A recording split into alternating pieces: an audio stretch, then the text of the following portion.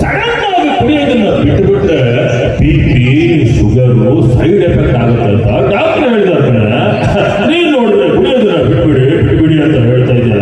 Doctor ಹೇಳ್ತಾರೆ ಬೆಳಿಗ್ಗೆ ಒಂದು ಶಿಷ್ಟಿ, ಮಧ್ಯಾಹ್ನಕ್ಕೆ ಒಂದು ಶಿಷ್ಟಿ, ರಾತ್ರಿ ಒಂದು ಶಿಷ್ಟಿ ಹಾಕಿ ಶಿಸ್ತಾಗಿ ಊಟ ಮಾಡಿ ಮಲ್ಕೊಂಡ್ಬಿಡಿ ಅಂತ ಹೇಳ್ತಾರೆ.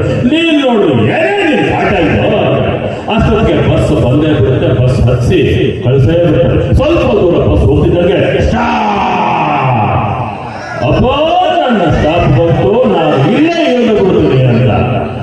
ಸ್ವಾಮಿ ನೀವು ಟಿಕೆಟ್ ತಗೊಂಡು ಕುಶಾಲನಗರಕ್ಕಲ್ವಾ? ಅಪ್ಪ ನಾನು ಕುಶಾಲನಗರಕ್ಕಾದ್ರೂ ಹೋಗ್ಲಿ, KR ಪೇಟೆಗಾದ್ರೂ ಹೋಗ್ಲಿ, ನಿನ್ನ ಟಿಕೆಟ್ ದುಡ್ಡು ಕೊಟ್ಟಿದ್ದೀನಿ ತಾನೆ ಅಂದ ಮೇಲೆ ಇಲ್ಲೇ ಇಳಿತೀನಿ ಅಂತ ಹೇಳ್ಬಿಟ್ಟು ಪಕ್ಕದಲ್ಲಿ ಅಂಗಡಿ ಇರುತ್ತೆ. ಫುಲ್ ಟೈಟ್ ಆಗ್ಬಿಟ್ಟು ರಾತ್ರಿ ಮನೆಗೆ ಬರ್ಬೇಕಾದ್ರೆ ಬ್ರಹ್ಮ ನಿಂಗೆ ಜೋಡಿಸ್ತೀನಿ ಎಂಡ ಮುಟ್ಟಿದ ಕೈನ ಕೊಂಚ ಉಳಿ ಎಂಡ ಜಾಸ್ತಿ ಆದ್ರೆ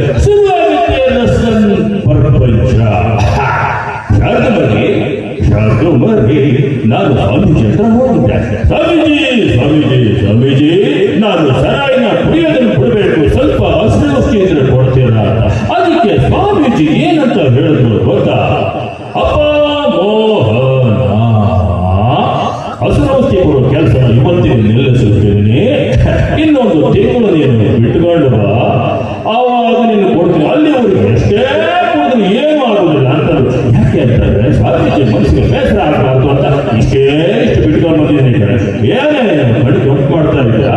ನಾವು ಕೂತ್ಕೊಂಡು ಬಂದ್ಬಿಟ್ರೆ ನಮ್ಮ ಮನೆ ಗೊತ್ತಾಗಲ್ವಾ, ನಮ್ಮ ಹೆಂಡತಿ ಮಕ್ಕಳಿಗೂ ಪರಿಚಯ ಇರೋದಿಲ್ವಾ? ಮನುಷ್ಯ ಎಷ್ಟೇ ಕೊಡ್ರು ತನ್ನ ಭಾಷೆ, ತನ್ನ ನುಡಿ ನಡೆ ಯಾವತ್ತೂ ಚೇಂಜ್ ಆಗಲ್ಲ. ಯಾಕೆ ಅಂತಂದ್ರೆ ಕನ್ನಡ ಕಸ್ತೂರಿ, ಕನ್ನಡ ಮುತ್ತು, ಕನ್ನಡ ರತ್ನ.